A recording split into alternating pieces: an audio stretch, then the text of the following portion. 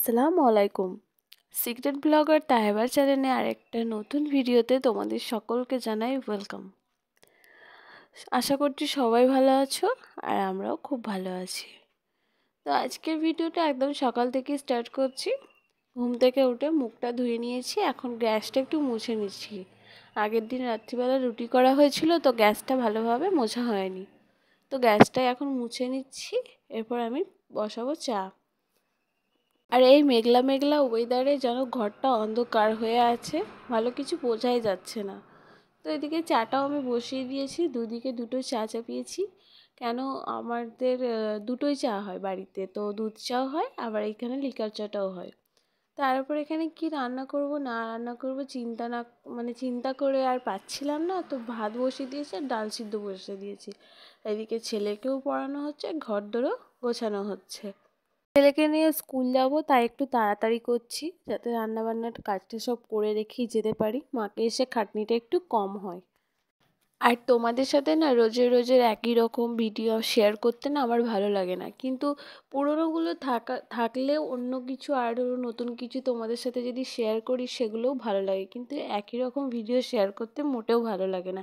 তাই তোমরা আর কিছু বারবার যে বলো না যে একই রকম ভিডিও শেয়ার করছি বা কিছু। তো এখানে আমি কখন খাটটা গুছাচ্ছিলাম, সেই সময় আমার ছেলে এসে জানি না যে কখন ক্যামেরার সামনে এরকম বদমাইশি করছিল।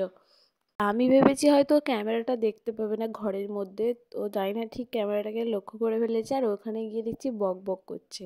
তারপরে তো আমি দেখতে পেলাম, তখন আর ওকে সরিয়ে দিলাম আর তোমাদের সাথে এই জিনিসটা একটু শেয়ার করলাম। তো আমার যেহেতু ছোটো পাড়া ঘরটা আমাদের, তো ঘরটার মধ্যে সব সময় না মানে সবসময় ঘেঁটে থাকে, তো এই গোছায় এই ঠিক হয়ে যায়। তো এখনও দেখো যেমন ঘরটা যেন ঘেঁটে রেখে দিয়েছে সব সময়। তো এরকমই হয়, ছোট ঘর আর সবাই মিলে একই ঘরে থাকা, তারপরে তোমার জিনিসপত্র অনেক হলে এরকমই একটু হয়, তাও সবসময় গুছিয়ে রাখতে হয় দুটো ঘরকে আমাকে। তো তারপরে ছেলের ব্যাগটা একটু গুছিয়ে নিলাম, এদিকে রান্নাটা আমার ওইদিকে হয়ে গেছে, ডাল সিদ্ধ আর ভাতটাই করে রেখেছি আজকে। তো ছেলেকে কি টিফিন দেবো সেটাও আবার চিন্তা হচ্ছিল। তো ব্যাগটা বইটা গুছিয়ে নিয়ে ওর নিচে চলে গেলাম। তো যেহেতু কালকে সন্ধ্যাটা একটু পড়তে বসেছিলো, ব্যাগটা এখানেই ছিল আর একটা বই ওখানে থাকে, ওটা নিয়েও সবসময় পড়ে। এখন স্কুলে বেশি বই দিতে বারণ করেছে, তো একটা খাতা দিতে বলেছে, আর স্লেটটা আমি দিই যাতে যদি কিছু লেখে। তো আর ওর ডায়েরি যেটা সেটা দিয়েছি। ওর ব্যাগটাও গোছানোর সাথে সাথে মায়েদের ঘরটা একটু গুছিয়ে নিয়ে ঝাড় দিয়ে একবারে নিচে চলে গেছিলাম। তো বই খাতা চারিদিকে সব ছড়িয়ে রাখে, যখনই বসে যেটুকু বসে মানে সেটুকুর মধ্যে সব কিছুই ছড়িয়ে রাখে, তো সেইটুকু ভালোভাবে একটু গুছিয়ে রেখে দিয়ে চলে গেলাম। অন্য সময় মাই গোছায় মায়েদের ঘরটা বেশিরভাগ সময়টা, কিন্তু মায়ের আজকে একটু ঘুম থেকে উঠতে লেট হয়ে গেছিলো, তো মা কাজ করবে না ঘর গোছাবে, তাই মা ঘরটা রেখে দিয়ে চলে গেল। আমি বললাম যে থাক, আমি গুছিয়ে দেবো পরে। আগের দিনকে রাত্রিবেলা কাটা বাছাও করা হয়নি, রান্নাও সেরকম হয়নি। আর কিছু তরকারি মনে হয় আছে, মা বললো এটাই করে রাখ তাহলে, আর যা আছে খাওয়া হয়ে যাবে, দুপুরবেলাটা হয়ে যাবে। তো যার জন্যই আর কিছু রান্না করিনি, ভাত আর ডাল সিদ্ধই করে রেখেছি। আর আমার বেশ ডাল সিদ্ধ খেতে ভালো লাগে, এই বারবার ডাল ফাল এগুলো আমাকে একদমই ভালো লাগে না। তো দেখো বিছানাটাও গোছানো হয়ে গেছে, এখন আমি জানালাগুলো একটু খুলে দিচ্ছি। আর দেখো ওয়েদারটা এতটাই খারাপ, সকাল থেকে রোদও ওঠেনি, ছেলেটাও স্কুলে যেতে চাইছে না, কান্নাকাটি আরম্ভ করে দিয়েছে এখন থেকেই। তো ওকে কি টিফিন দেবো ভাবতে ভাবতে আমি ভাবলাম যে যেহেতু পাউরুটি আছে, জ্যামও আছে, ওকে একটু জ্যাম পাউরুটি দিয়ে দিই, আর তার সাথে কিছু ড্রাই ফ্রুটস থাকবে, আর ছোটো ছোটো যে নোনতা বিস্কুট ওগুলো দিয়েছি। ছেলেকেও রেডি করে দিয়েছি, আমিও রেডি হয়ে গেছি। আর দেখো বৃষ্টি হয়েছে, আমাদের উঠোনটা কতটা ভিজে, কিন্তু স্কুলে তো পাঠাতে হবে, যেহেতু নতুন নতুন স্কুল যাচ্ছে। ছুটি করাটা একদমই স্যারেরা পছন্দ করছে না, বারণই করেছে। তারপরে দেখো স্কুলে গিয়ে অবস্থাটা ওর কী অবস্থা, এই মেঘলা মেঘলা ওয়েদারে আমাদেরও বাড়ি থেকে বেরোতে ইচ্ছা করছে না, কিন্তু বাচ্চারা, ওর তো বাচ্চা, কী করে স্কুলে গিয়ে বসে থাকবে, ওদেরও ভালো লাগছে না। অন্য দিনকে এতটা কান্নাকাটি করে না, কিন্তু আজকে খুব কান্নাকাটি করছিল। তারপরে যা হোক মা হোক করে বুঝিয়ে বাজিয়ে রেখে দিয়ে আমি বাইরে চলে এসেছিলাম। আর এই ঘরটা দিয়েছে গার্জেনদের বসার জন্য, তো সবাই মিলে আমরা বসে একটু আড্ডা দিচ্ছিলাম। আর এখানে গিয়ে না আমার অনেক বন্ধু হয়ে গেছে। তারপরে বিকেলবেলা মাঠে গিয়েছিলাম মায়েদের সাথে। অনেক দিন পর একটু শাক তুলবো বলে। তো আলু গাছগুলো দেখো কত সুন্দর হয়ে গেছে। আর এখানে ছিল বেতে শাক তুলতে গিয়েছিলাম আমরা। তো আমি দু একটা তুলেছিলাম। আর একটা জিনিস তোমাদের ঘরে আমি একটু পরে বলছি। তো আমি 2-4টে বেতে শাক তুলছি এদিকে, আর মা আর কাকি গেছে ওই দিকটার মাঠে। তো ওরা কী করছিলো আমি জানি না, কিন্তু ওরা গিয়েছিল মূলো তুলতে। তো কারা জানে কি আলু গাছের মানে আলু জমির ভেতরে মূলো চাষ করেছিল, 2টো মূলো ছিল। তো মা সেই মূলোগুলোকে তুলে নিয়ে চলে এসেছিলো।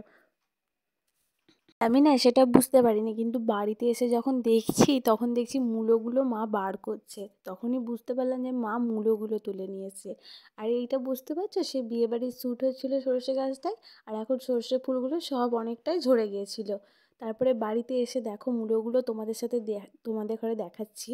তো এই মূলোগুলো হচ্ছে এত বড় বড় মূলো না, আর আমার মা মূলো খেতে খুব ভালোবাসে।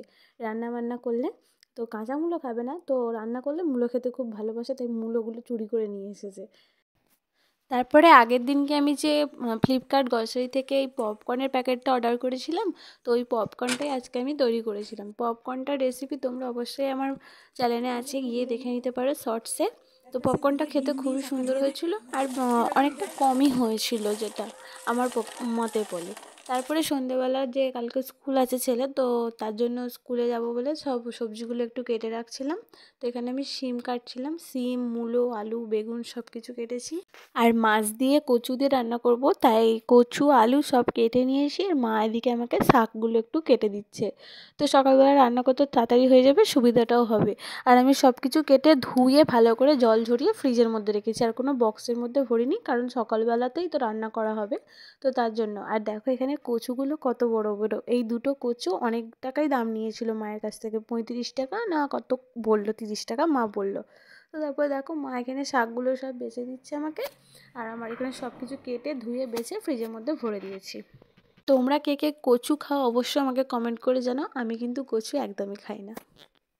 আর এইভাবেই সকাল থেকে সন্ধ্যা পর্যন্ত আমার দিনটা কাটলো। আর তোমরা ভিডিওটা যদি তোমাদের একটু ভালো লেগে থাকে অবশ্যই একটা লাইক দিয়ে চ্যানেলটা সাবস্ক্রাইব করে পাশে থাকো। দেখা হচ্ছে তোমাদের সাথে নেক্সট আর একটা ভিডিওতে। আর ভালো লাগলে অবশ্যই কমেন্ট করে জানাও কেমন লাগলো তোমাদের ভিডিওটা।